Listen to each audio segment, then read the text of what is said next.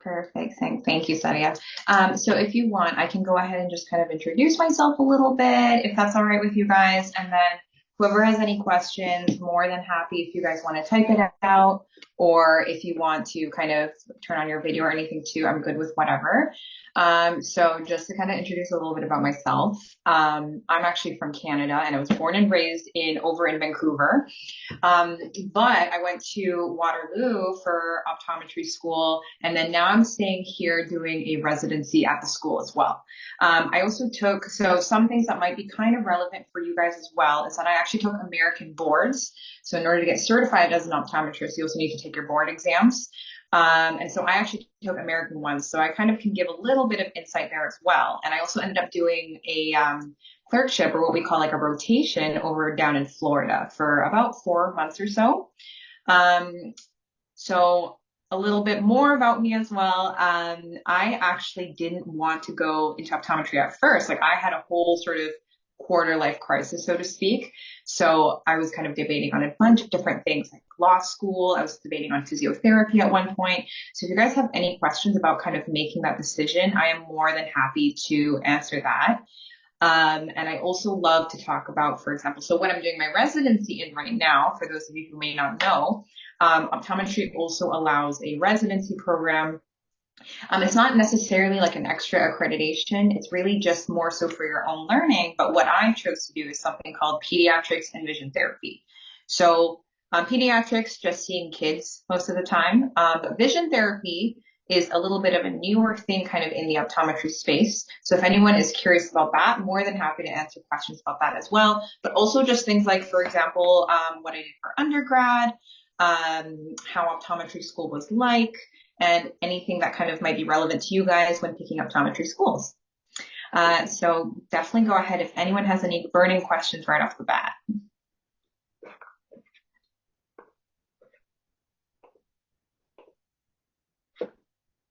And if not, I'm more than happy to also just talk about whatever you guys want there too.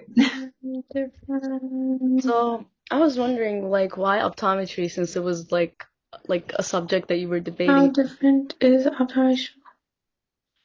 Sorry, what was that? I don't think I can make out you there, Sunny. So sorry, I didn't know it was unmute, but Oh, that's you okay. can go first. You can go first. You can go first, actually. Yeah. Oh, okay.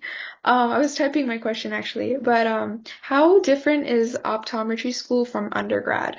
I just wanted to know that. Yeah, no, that's actually a really good question too. So, honestly, I would say it really depends. I know for the most part, this should be the case for the American schools too, but you do need a ton of prereqs. So, lots of things like all the sciences, your bios, your chems, your physics. A lot of schools also need ethics and things like that. So already, even in undergrad, I'm sure all of you guys are kind of taking pretty intensive course loads just to get into optometry school. And so, for example, when I applied to Waterloo, one of the requirements was that you actually have to have a full, like 6 course load every semester in order to even be considered, because they want to make sure that you're okay with such a heavy course load. Um, it's similar in the sense that at least for the first little bit, at least for maybe year 1 to 2, you're honestly just doing a lot of sitting around and studying all the time. And then when you're doing your board exams, same thing. A lot of sitting around and studying, not necessarily kind of actively doing clinic and stuff like that. You also have your labs, which are much similar to your kind of, for example, chemistry labs, things like that, although it's more obviously optometry tailored. So it's similar in that sense that if you have a very high course load now, it honestly is pretty intense too. Later on, though, that's where it starts to really get different. Is that you start doing a lot more clinical hours. You'll be doing a lot of shadowing likely or participating in clinic. So I think if you have a full kind of science undergrad schedule right now, it's going to be pretty similar. The only difference is a lot of these optometry schools are kind of like high schools in the sense that now you're in a tinier class, it's just you and the same old people, depending on which school you decide to go. Like, for example, I know Michigan, they have like a class size of what, like 30? So you do feel a lot more tight knit with your class, which is kind of nice. So it kind of feels like high school in that sense where you're kind of all over just doing the same thing all the time together. But yeah, definitely expect that to take pretty much like it is going to be a full-time kind of course, especially as you get into the later years where even if you're not taking any more courses and you're not learning anymore, now you're studying for board exams, and that is a lot of kind of full-time learning there. So it is pretty intensive. I would say for me personally, slightly more intensive, but I would say if you're kind of used to taking a lot of courses, you won't necessarily be unprepared for that. So yeah, good question. And there's another question, sorry, that about why optometry, right? Yeah. So, kind of, I'll backtrack a little bit about all the different options that I had picked at the time. So I did my undergraduate degree in physiology, so just learning about the human body, which was nice. It's pretty applicable. Again, like a lot of people like to think about med school and stuff like that, so it ends up being really applicable for a lot of different schools. At the time, I wasn't really exposed to a lot of optometry, so the fact that you guys are here and listening is already a step ahead, honestly, because having that previous knowledge and just kind of getting this sort of insider info is so useful. I honestly did not know as much about optometry going in, obviously, as I do now, but even just kind of knowing what the job was like, or you shadow a little bit, of course, before you go in, but even then you don't really get to see a lot of what it's like, especially if you're just in one random private practice. It's kind of hard to get the full extent of what you could possibly be doing. So for the most part, I thought it was just, okay, let's check the health of the eye a little bit. Let's just give them glasses, call it a day. So I was like, okay, it's not too bad. I was also thinking about law school at the time because honestly, I had a family member that was interested in it, that was doing law school, so I was a little bit biased there. And then physiotherapy school because I was actually more interested in shadowing at that time when I had shadowed the clinics there. So honestly, a lot of that was just me shadowing a lot of places, which by the way, I really recommend if you can get that experience, that exposure, just even a little bit, because that ends up shaping you a lot. If you go to a really good clinic, it'll really impact you even down the line.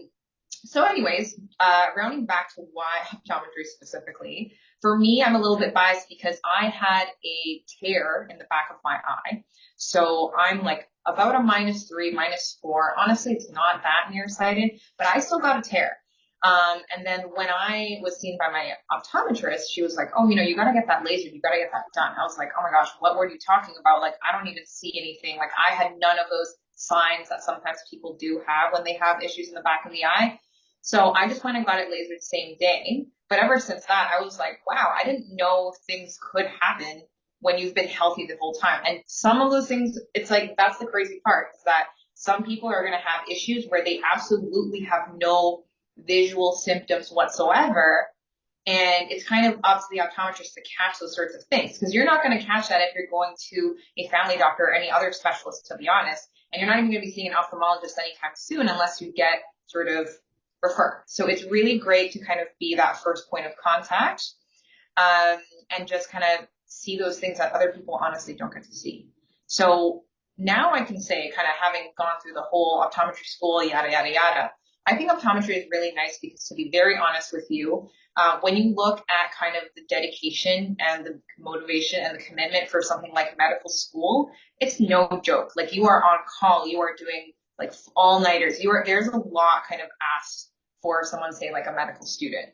And not everyone wants to do that, right? Like, not everyone wants to have that kind of lifestyle, and I think that's completely fair. With optometry, you do get that benefit of, you have more regular hours, like someone who may be working in like a more corporate finance job, for example. So you do have that kind of regularity in your life.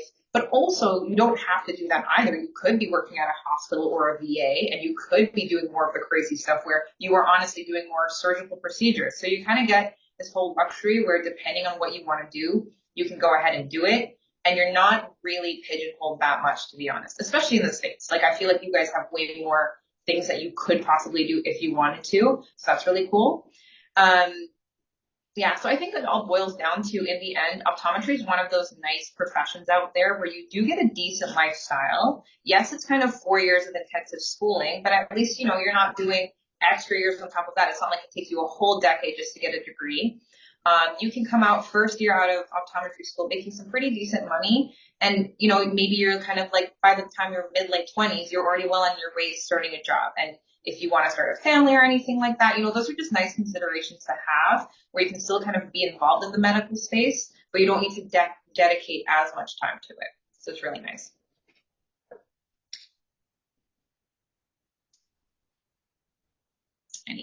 questions there.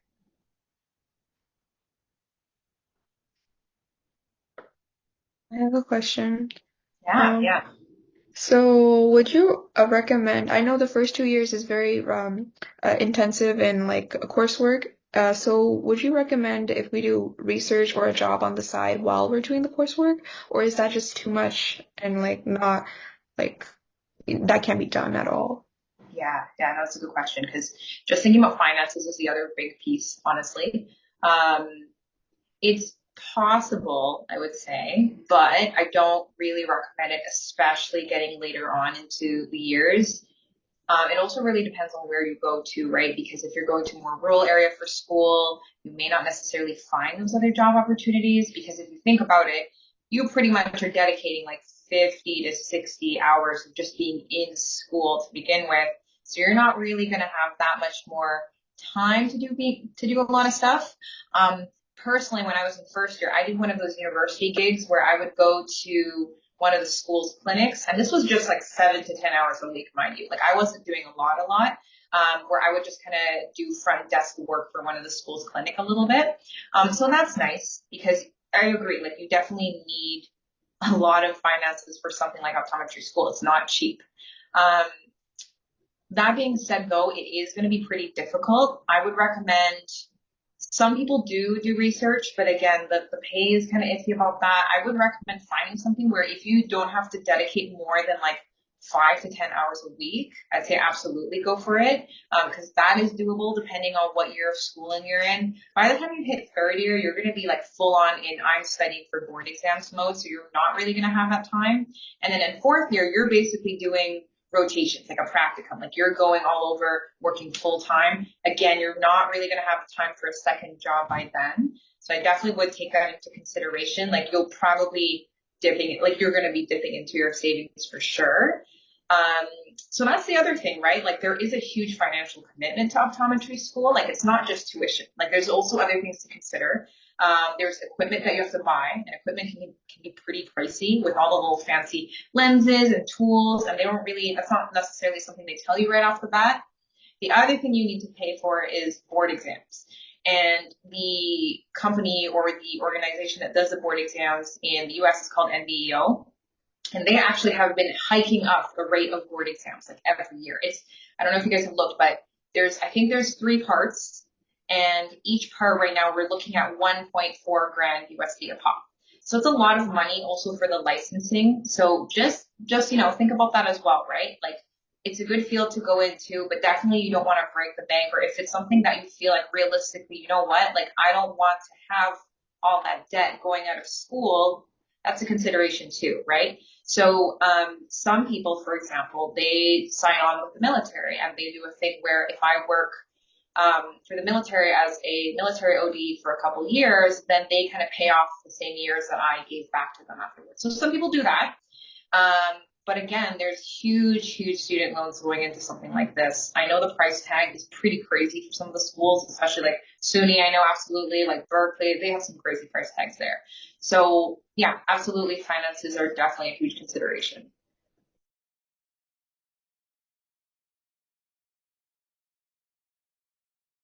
I actually have a quick question.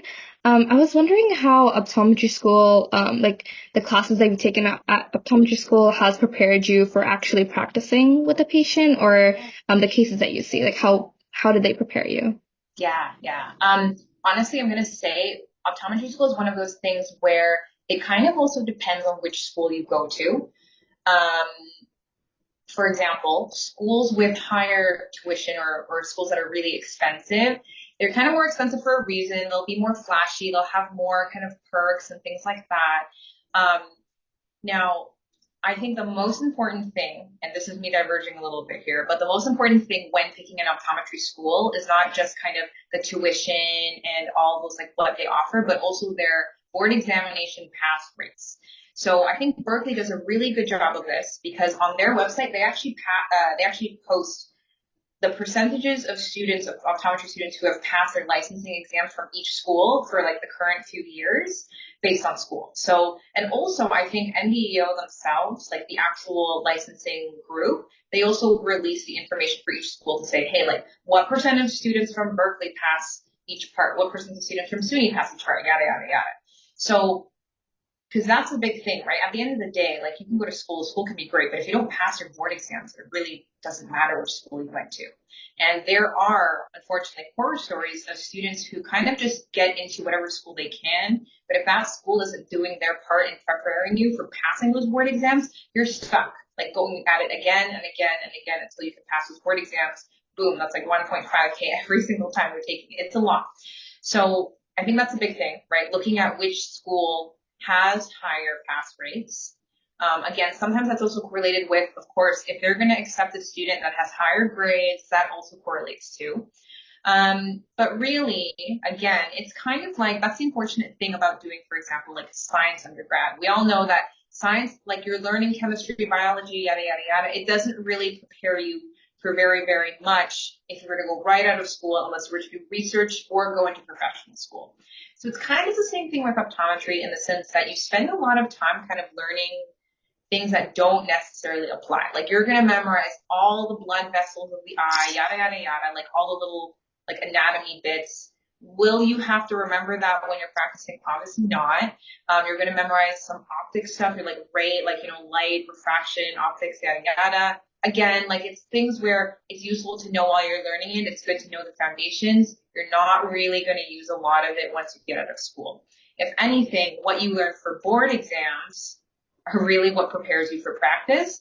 But even then, like I will see cases these days where I don't really know. I'm still Googling, to be honest. I'm still asking other people. I'm asking my supervisor. So yeah, that's kind of the thing about medical fields. The school will never fully prepare you for it. You kind of just have to see patients. And then once you see the patients, you slowly get that confidence level, but it's going to be rough the first while you graduate. Like you're not going to know much, to be honest, and that's okay. But ultimately, optometry school is really kind of there to provide you that basic foundation so you can go off and see patients, get comfortable doing all the techniques, which is the other thing, and then helping you pass your board exams. So, yeah, good question.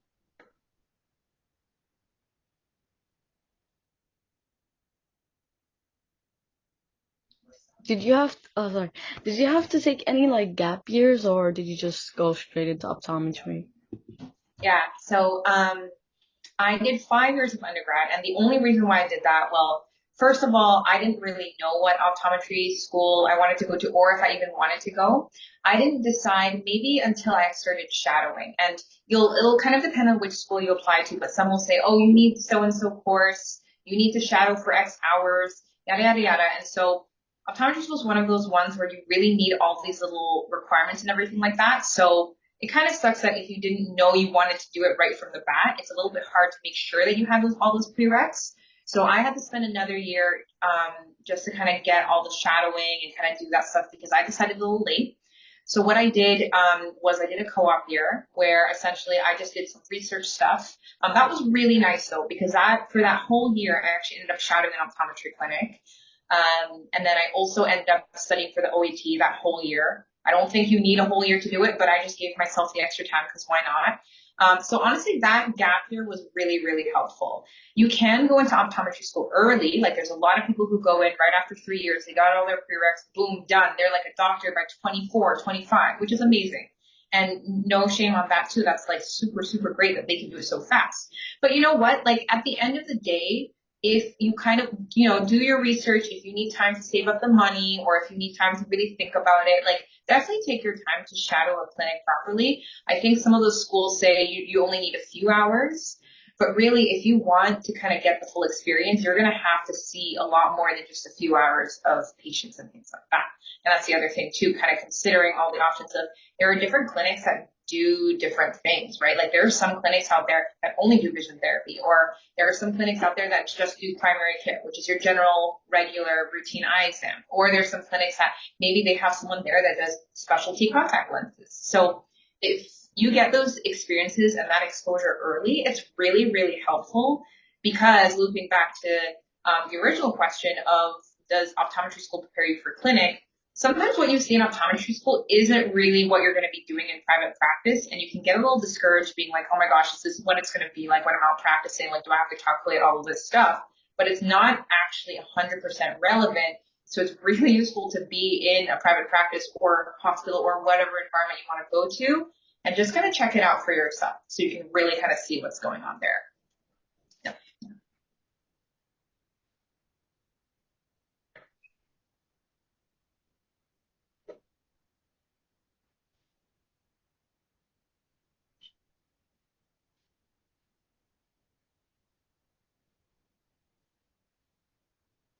I have a question again. Yeah. No, thanks. I appreciate it. So I was thinking, like, of course, shadowing experience is very important and vital during the undergrad years. But what are some like maybe leadership roles they're looking for that like that's really helpful in the application? Like of course there's like clubs, but like I don't know, like can you give me some examples? Yeah, no, absolutely. I'll start with what I did, which honestly, not all of it was relevant because again, I was going through my whole own thing of, oh my gosh, what do I want to do? So for example, in undergrad, I did a bit of research, like just helping out those like research assistant type things at a lab. Although I will say that's not necessary. Like I don't think you have to have research experience at all. I know plenty of people who didn't do any research related things and they were just fine. And I also know some people who, for example, got their master's first or did a bunch of poster presentations. So it really varies there. I also did some miscellaneous volunteer work. So for example, even just showing that you are exposed to a lot of different populations, I think is really helpful. So one thing I did was, for example, I was kind of helping people with visual impairments like blindness kind of navigate the neighborhood, helping them walk around, things like that.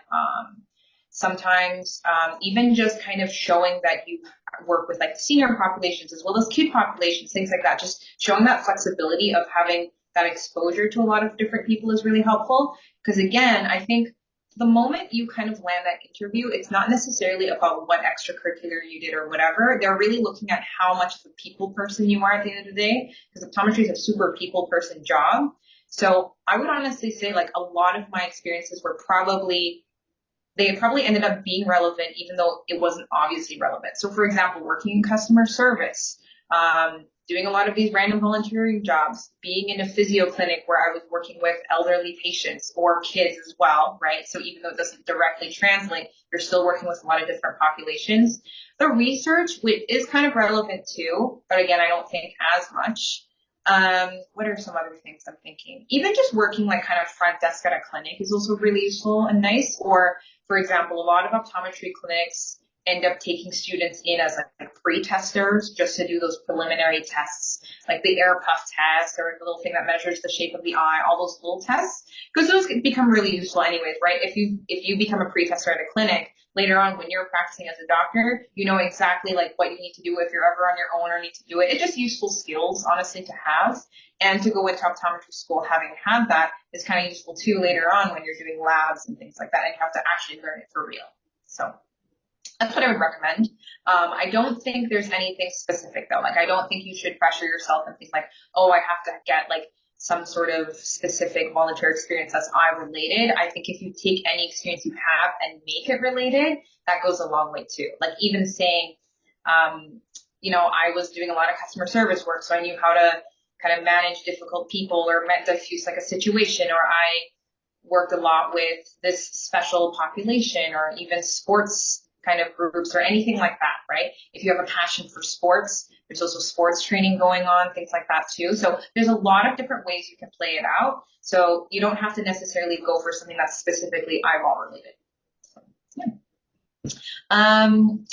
yeah, no worries, Sunny. I see Sarah here has 2 questions. So first question, did you get involved in optometry school with extracurriculars? How did it help you and how did you manage your time with that? So yeah, so I just let me know if I got it right. What I'm hearing is like, did I do anything optometry school related in the extracurriculars or did I actually do anything with kind of the university, like the optometry school when I was an undergrad? So let me know if that's right. I'll kind of chat a little bit about that. So I know, for example, a lot of within the optom school. Oh, like when I was actually in optom school, did I do any extracurriculars? Is that right?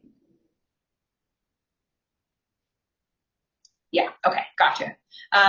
So actually, yeah. And I think this is a little bit of kind of the keener in me speaking a little bit now, because at the time I was interested in residency, and I wouldn't even think about that right now. Like if you're an undergrad right now, don't even worry about all those steps in front. Just do it one step at a time. But yes, I did do some other extracurriculars. Like for example, a lot of these club type things that you're doing now, there are a ton of clubs in optometry school too. So they have like sports vision clubs, whatever interest club or different interests that you can do. So for example, there's always I know in America, there's the American Optometry Student Association called AOSA. We have a Canadian equivalent called CHAOS, which is Canadian Association of Optometry Students. All this to say is that all the roles that you're doing right now, we actually still do in optometry school. So we have speaker series, stuff like that. So it's really nice to get involved in clubs. Like that doesn't end just because you got into optometry school. And it's good for just making friends, networking, that sort of thing too. But also just, for example, like taking the extra time to do little research bits is kind of nice. I've had classmates who did summer research jobs because in the beginning you do get some time off between the years. That obviously goes away later on. But it's nice to kind of get yourself involved in that. I would say that it's not absolutely necessary to do very much for something like residency or later on. Once you kind of finish the 4 years of optometry school and you're graduated and you're looking for a job and stuff like that, extracurriculars aren't as important as they were in undergraduate anymore, to be honest. They just really care. Did you pass your boards? Did you graduate? And do you have a good personality, to be honest with you? So I wouldn't worry too much about loading yourself with extracurriculars. If you do show that you have a passion for something, like maybe you realize, oh, I really like contact lenses, and you kind of show that a little bit more by talking to the people at the school or kind of finding those opportunities as they come to you, they'll come. So don't even worry about that. I would say really just focus on kind of school for the most part and just kind of getting through optometry school. And then in terms of kind of working with children, yeah, like so with pediatrics and vision therapy, that's the other thing too. When I was shadowing optometry clinics, I shadowed one that did a lot of myopia control. So where I'm from, we have a lot of Asian kiddos with a lot of nearsightedness. So I did a lot of that. And then I was also working a lot with a doctor who did a lot of ortho-K lenses. So the night lenses you wear helps the vision the next morning. So a guy that was doing a lot of contact lens stuff. And I thought, oh my gosh, so cool. That's going to be me. I'll do contact lenses too. So that was me the first 2 years of optometry school. Then I went into third year and I was like, wait, I actually hate contact lenses. I really don't care about contact lenses. And it was only then when I went and kind of worked at some other clinics. Again, you'll get that in fourth year when you're going around looking at different clinics, working there. You get exposed to so many different places that you might realize, hey, I actually really liked it when I was working here and I worked with kids, or I really liked it when I saw the supervisor and she would always take on these kinds of patients. So the funny thing is I never even thought that I would be someone that was like good enough to work with kids, or I never thought that I would be like a kid person. And same thing for vision therapy. Like I knew about it, but I never even thought that I would be doing that. It wasn't until like my last year of optometry school that I was like, okay, yeah, I'm going to go for that. So that's the nice thing about optometry is like you get exposed to all the stuff and you don't even have to do a residency, honestly. Like you can go out of optometry school, maybe it's like 5 years down the line and you're like, oh, okay, cool. I'm actually interested in vision therapy. What is this? You can take courses after you graduate, and that's completely fine too. Like I know a lot of successful optometrists who didn't do anything extra except for just doing optometry school. And then they did just fine kind of choosing whatever else they were interested in later on. So it's really nice there. Yeah.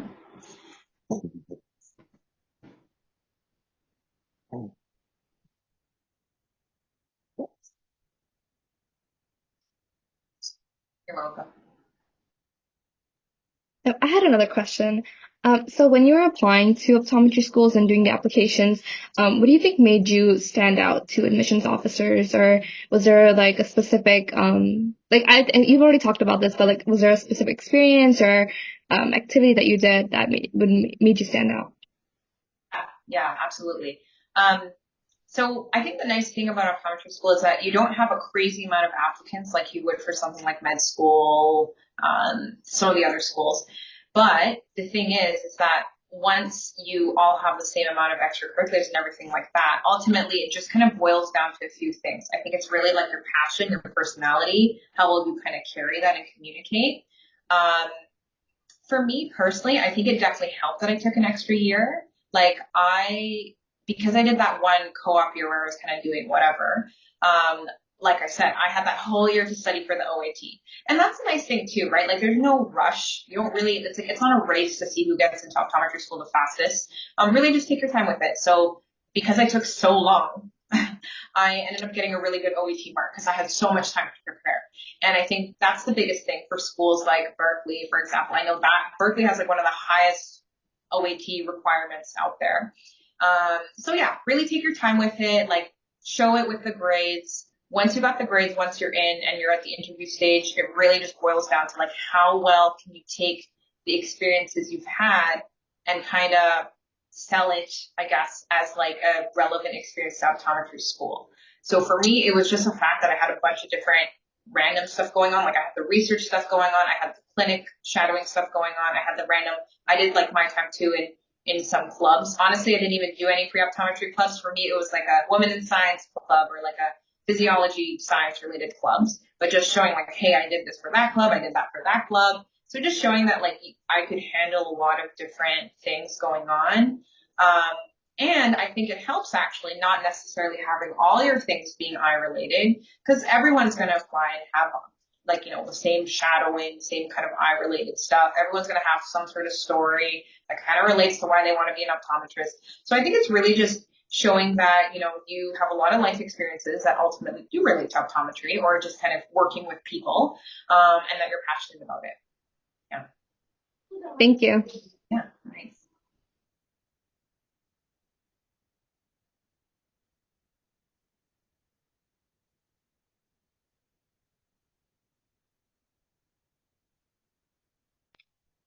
I had a question. So I know you said you spent a year studying for the OET specifically. So how did you prepare for it? I'm seeing a lot of websites like OAT Booster that you have to like pay around, I think, 500 to 800, and like they give you a website with all these materials. So I just wanted to hear your perspective on it. Yeah. I personally, the only course I bought, only because I kind of didn't do a lot of research, was Kaplan. I don't know if you guys have heard of, do you guys have that too? Okay. Um, yeah, so I also paid like several hundreds of dollars, honestly, to do that too. I think it's always nice to have some sort of thing to guide you just because it just keeps you on track, right? Like it just like lays it all out for you. You just do this thing and you're good to go. I think for the most part, it's totally okay to just buy any one of those courses. Just kind of maybe do a bit of your research, kind of see which ones upper years recommend or whatever, things like that. But really that was it. Like I think every day, like I just did a tiny little bit of that Kaplan book or whatever that was set out for me. Nearing the end, you start, like they give you practice exams to work with, just like any other standardized test, right? MCAT, LSAT, yada, yada, yada. They all have like their own booklets and programs and things for you to prepare. Honestly, I think as long as you stick with it and you're doing something, it'll be good. Because the thing is like the OAT isn't going to test your deep level fourth year undergrad knowledge. It's really just a basic overview for everything. So for example, the math isn't incredibly complicated. It's more just a basic overview of your math. Same thing with the reading comprehension. Same thing with the sciences. It does kind of draw on your good old, first year biology courses, like all that kind of stuff. So yeah, honestly, I wouldn't pressure yourself to kind of feel like you need to buy every course out there. I would say just pick one course, stick with it, give yourself a good schedule and take it nice and slow. And then you'll be really well prepared and just give yourself the time, right? Like time is more important than kind of how much you bought or how much you crammed. Like if you kind of take your sweet time and just slowly go at it, like you'll eventually get it for sure.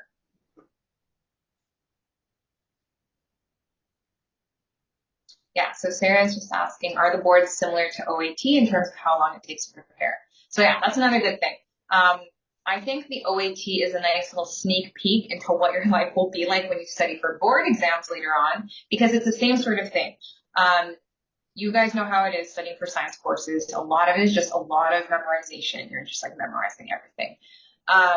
And that's kind of how it is for your board exams too. It's going to feel kind of ridiculous And now, disclaimer, this is for American boards, actually, that I'm talking about. Specifically for American boards, because I actually didn't even take Canadian boards, you do need to do a lot of memorization. Like, it will be kind of like your bio and chem and whatever courses on steroids. So you're memorizing a ton of stuff that honestly feels super duper useless. And it's just like, why am I even memorizing all these little things? Just like the OAT, I took a long ass time to prepare for my board exams. I spent a year actually studying as well. Again, same sort of thing. I wasn't even like the type of person that would study well in advance. Like in undergrad, I was the person who just crammed and like YOLO and just kind of hoped for the best. You really have to learn how to study slow and study for a long time in optometry school. So not just for the OAT, but also the courses, also the boards, everything, because there's no feasible way you can memorize everything for your boards in like 1 to 3 months. And I think that's a huge pitfall that people fall into, and the reason why board passing rates are actually kind of low in the States right now, because this kind of whole idea of like, oh yeah, just spend 3 months cramming for it and you're good to go kind of gets spread around, and people don't realize how much freaking content is in these things. And you end up failing because you just didn't have the time to memorize all these silly little things. There's other parts of the board exams, of course. So you do a practical component and you also do a kind of case management component. So it's not just knowledge, but even for the practical stuff, right? Like, I actually failed my first practical exam, the first time I ever took it, which really sucks. You fly down to Charlotte, actually. You pay for the flight, you pay for the hotel, you pay for the exam. And then in just the span of like an hour, boom, boom, boom, you're doing a bunch of these little practical things. You also have to counsel, yada, yada, yada. It's really easy to let nerves get the best of you. Same thing with those exams, right? We get really used to taking exams. We don't get as used to taking practical exams where we have to do techniques and stuff like that. So that's the only other thing I would say is actually different about optometry school from undergrad, is that there's a bit more emphasis on you sitting down, being able to counsel, and also you being able to do a bunch of different techniques and kind of do them confidently. So for example, like hand-eye coordination is another thing, right? Like being able to just kind of see little things. Like those are things where no one cares if you can kind of memorize all the diseases in the book there if you can't even see it or find it when you're actually looking at the patient. So that's another thing to consider too. And it is a hard shift. It's actually a really hard shift to learn how to do those things instead of just being book smart and just kind of being good with memorizing stuff. So it's tricky. It's tricky. And I think the only real big piece I would say is that the OAT is a really good window into looking at that right now, because if you kind of develop the habits of like taking your time, getting it really good, studying for the OAT as well, that sets you up really well for board exams too down the line. So, yeah. Not to scare you guys. I know board exams, like, it seems scary, but okay.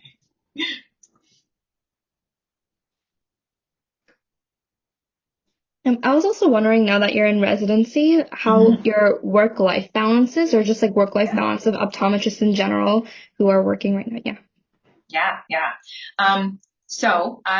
It's the nice thing again is that there's like a huge range. Admittedly, residency is one of those things where, again, it's optional. You don't have to do residency. I think I have classmates out who are practicing who are doing just fine. You know, they're really happy and they didn't do a residency, right? So I think to start on one end of the spectrum, for example, I have fellow graduates who they're just working, you know, maybe like 30 to 40 hours a week. They're working at some clinics. Life is good. They're making a decent amount and they're happy. Again, it's a little tricky. I know you've probably heard like, oh, optometry is saturated and things like that. It honestly really depends where you go. And I would say there's always jobs out there. It's kind of more the quality of the jobs too, right? Like, you know, there's a whole, for example, in the States, there's a whole like we have Specsavers here, which is kind of confusing. We have a bunch of different little corporate chains. Like I know, VSP is a whole thing with like all these kind of corporate things that you can go to. That experience is going to be so different than if you're like at a VA, for example. Or, so that's one end of the spectrum where you can have a pretty standard kind of good 9 to 5 or even just reduced hours, really good. I've seen supervisors or doctors out there who only work half days because they also have to raise their kids. And that's really nice too, right? Because then you get that flexibility. So for me personally, for residency, I realistically spend like 30 hours a week in clinic, and then maybe like another 10 hours of random stuff, whether it's like little things like you start doing presentations, you have to write, you have to do little posters, because there's so much stuff to do after optometry school, and that's what makes it fun, right? Like a lot of people say, like it kind of sucks if, oh, like what if I get bored of optometry? Because it's true. Like at the beginning, everything is hard and new and difficult. It's really easy to reach a plateau with optometry where you're like, okay, I've kind of like, I'm comfortable now. Like I'm kind of just seeing the same old, same old. What's next? So there's always stuff out there for you to do. There's like a ton of stuff. So I wouldn't worry about that. Work-life balance right now, honestly, is actually not bad. I think this really depends on where you are right now, though. So in Canada, it's a little bit different because, for example, where Waterloo is at university, we actually have like a hospital, like we have the ER pretty close by. So a lot of the emergency cases end up going there. So we wouldn't necessarily do a lot of triaging. I have a classmate of mine who's doing her residency in Oklahoma right now, in Tulsa. Actually, sorry, in Tahlequah, and that's a completely different story, right? So you actually have to stay, like not stay there, but you have to be on call. And for example, if emergencies come in, maybe you're going in at 2 a.m., actually taking out a little speck of whatever from someone's eyeball, or even doing like a mini procedure. So that's a nice thing, right? You can actually be doing some crazy cool stuff like that. It will be a little bit more time consuming, I guess, and there's a little bit less work-life balance there. But on the flip side, there are other residencies where, depending on where you go, if your residency is at a private practice, then maybe you're not actually doing as much and you actually get a pretty good work-life balance there. So yeah, I think I'm pretty happy where even if I'm doing residency right now, I actually have a much better work-life balance than I did the year I was studying for board exams or back when I was in undergrad, like really stressed and studying all the time. So yeah, it definitely gets a lot better once you're done kind of optometry school itself. Thank you. Yeah, no worries.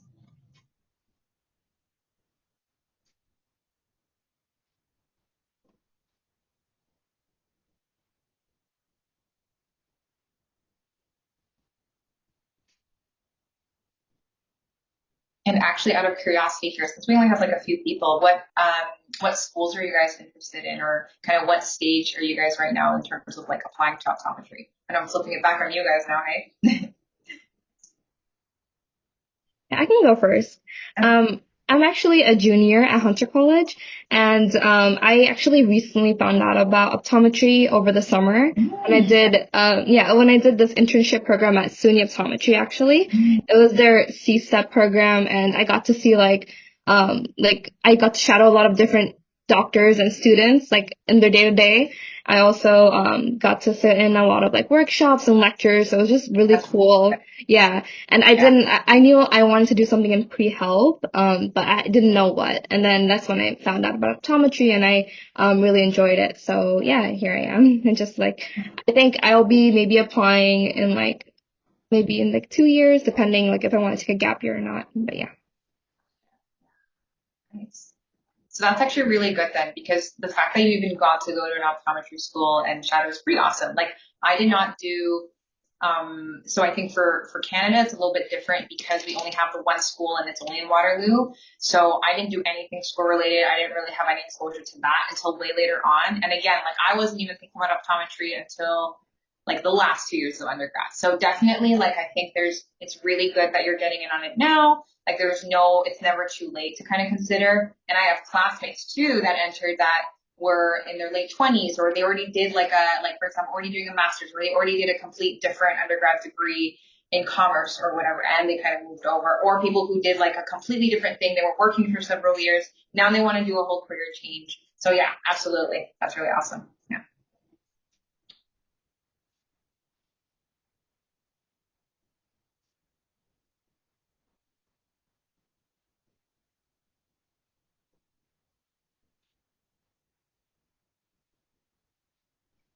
Okay, so There you go. yeah, Thank you. I'm a freshman at Hunter College, so soon to be a sophomore. Nice.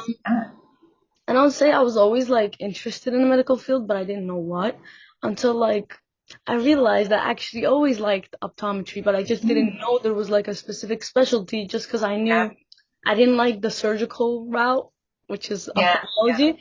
But then I was like, oh, that's good. Like, I'm really glad to find out about it. And then the work-life balance, and also like I shadowed this one optometrist. I didn't shadow him for long because he can't have much, but like it was really interesting how like one of the cases, like he found out like he's like something is wrong with your eyes. Maybe you need to check out because like there might be like you might have diabetes or something like that. Yeah, yeah, I was like, he really found out just by looking yeah. at his eyes, which is like it's really good because then it gives the patient a warning so they could check out for other aspects of their health as well.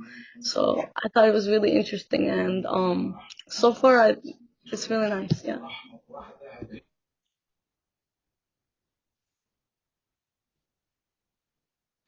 Yeah, I will just speak to that a little bit actually. The nice thing about my residency is I actually don't do anything that's as much surgical or any procedures or anything like that. Like honestly, a lot of vision therapy is like it's kind of close to physiotherapy, ironically enough. You do more exercises, you're doing a lot of stuff with kiddos. So yeah, the nice thing is, for example, there's people who do just dry eye. And like dry eye can look like stuff like getting those like laser treatments, like they get into kind of almost the cosmetic, like cosmetology side of things a little bit. So there's that whole thing going on. There's people who just do contact lenses. So yeah, and then there's people who do stuff like, for example, low vision, like a lot of devices to help people with like end stage eye disease where they just can't see just regularly with glasses. So yeah, that's a nice thing, right? And then there's also the whole world of disease. Like I think there's a lot of stuff going on there. So you can really take your pick. Yeah.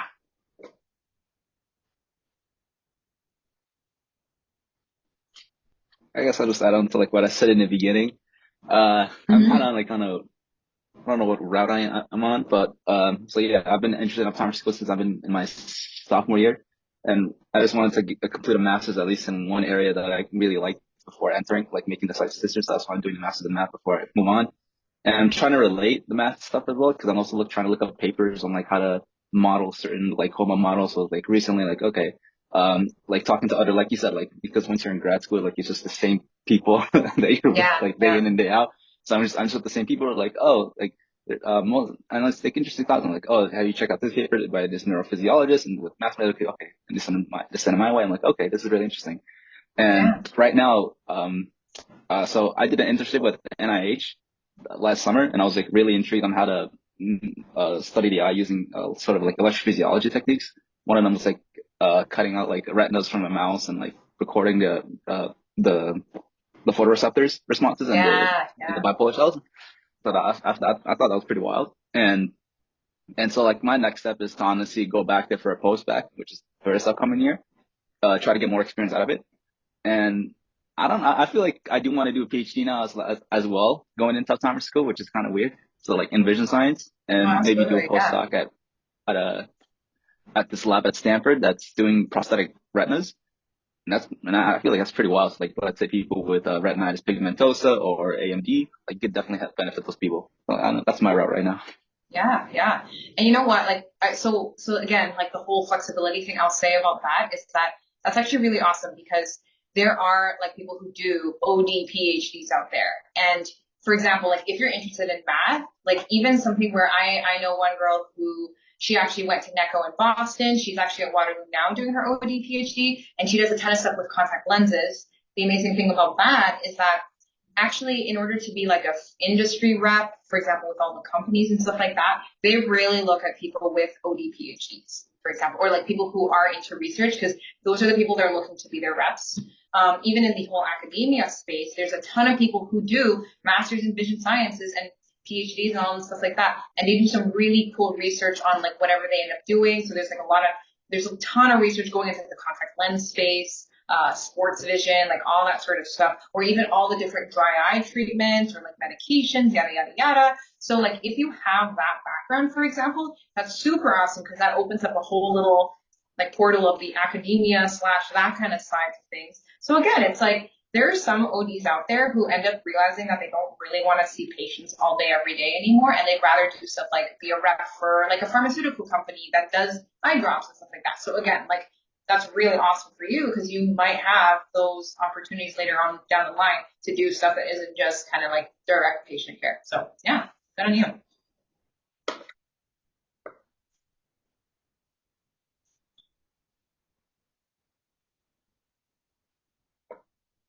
Oh, awesome. Oh yeah, cinematography too, and maybe Berkeley. Yeah, no, I've heard really good things about both SUNY and Berkeley there. So that's good. Yeah. Awesome. If anyone has any final questions or anything like that, happy to answer. Otherwise, yeah. I just had one last question. I guess you kind of answered this already, but what would you say are the most like rewarding aspects of your job? And also if there's any like cons or pros or cons to your Yeah, no, absolutely. I think I never realized until doing optometry how important we could be, and not just from the health aspect, right? Because there's a whole health aspect I was mentioning earlier. Specifically, for example, is one downside to kind of ophthalmology, and not necessarily a downside, but for example, anytime you have a kid with an eye turn that goes to ophthalmology, they're going to say, okay, let's do surgery. Or if you have some sort of eye condition at the front of the eye, they might say, okay, let's do surgery on that. So they use much more kind of conservative, conventional, like traditional methods to do a lot of things. And for the longest time, it's been working. It's great. But the nice thing about optometry is that sometimes, like, I have seen kids where, for example, they had an eye turn. We didn't have to do surgery. We just did vision therapy. The eyes were straight. How cool is that, right? Like, you didn't even have to put them under the knife. Same thing for those people with like crazy dry eye or crazy eye conditions where you put a scleral lens, which is a special type of contact lens, and suddenly their crazy eye condition, like they can see so much better. So there's a lot of crazy stuff going into that. A lot of concussion patients is a really good example where people get concussions and there's so much stuff going on with their brain, right? Like that's been super extensively studied in like veterans, for example, people in car accidents. They get a bunch of symptoms like, oh my gosh, like I'm always light sensitive. I always see double, blah, blah, blah. Ophthalmologists, neurology see them. They do an MRI. Everything looks fine. They're like, whatever, you look fine to us. Like you're good. There's nothing else we can do for you. So a lot of times you get those kinds of people who have been kind of turned away by all those other specialists, and they come to you because they honestly don't really have anywhere else to go. And that can be super rewarding even to just kind of help them out in different ways that isn't necessarily like the traditional way. Like, for example, like we can use so many different tools in like glasses, there's vision therapy, there's the contact lenses, there's like all this kind of other stuff that you can introduce to people that is really, really helpful. Yeah, and that can be really life-changing too. The other thing, honestly, is just kind of the nice thing about being in optometry is I feel like you do get a really nice opportunity to kind of develop one-on-one relationships with patients. I think that's an unfortunate thing about, for example, like family doctors where you kind of are churning out patients really, really fast. And that can sometimes be the case for optometry too. But depending on where you practice, you may get exposure to a lot of different people. Like, for example, again, like the VA, the hospitals, yada, yada. Like you can see a lot of specialty patients that will really, really appreciate what you do.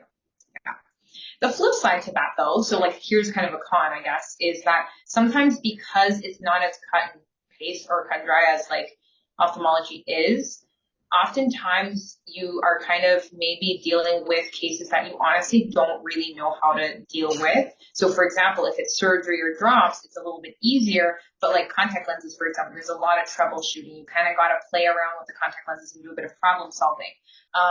The concussion patients are a huge one where you kind of just try a bunch of things and try to help them. There's no like one size fits all for these patients, right? Even with a lot of eye diseases, it's scary because a family doctor can kind of refer to whoever they want and kind of go from there, but you're kind of expected to not only check their prescription, check their health, do this, do that. You have to do that all in the time of seeing them. And it's kind of crazy how much problem solving you have to do within one eye exam if there's anything going on. So like, for example, if their vision's reduced, now you have to figure out, oh my gosh, is it a cataract? Is it an eye disease? Is it that their eyes are just dry? Do they need new glasses? Like you have to figure all of that out within that appointment. So it can be pretty tricky. But that's a nice thing too. I think it definitely keeps the interest of it alive. Like it can be very tricky, but it can also be pretty straightforward if you want it to be. So yeah. Thank you. That's amazing. No worries. Yeah. I think we like the zebra cases a lot. Yeah. Perfect. So I'm good to end it off here if you guys don't have any more questions and things like that. So yeah, it was really nice to speak with you guys. Thanks for keeping on your cameras, and thanks Sunny and the rest of you guys for asking so many questions. That was really nice. I hope this was helpful for you guys as well. I know it was a lot of info dumping for you guys, so don't feel too overwhelmed about thinking about kind of like the nitty gritty of optometry school. I think right now just thinking about getting in is more than enough, to be honest, and like doing school right now, right? But if you guys ever have any questions, feel free to contact me on Instagram. Kudos to whoever it is that found me. I actually thought that was really cool. But yeah, more than happy to answer questions anytime. Thank you so much for coming. Yeah, absolutely. Thank you so much. Yeah, thank you so much. Thank you so much. Yeah, no worries. You guys have a good night. You too. Bye. You do the same.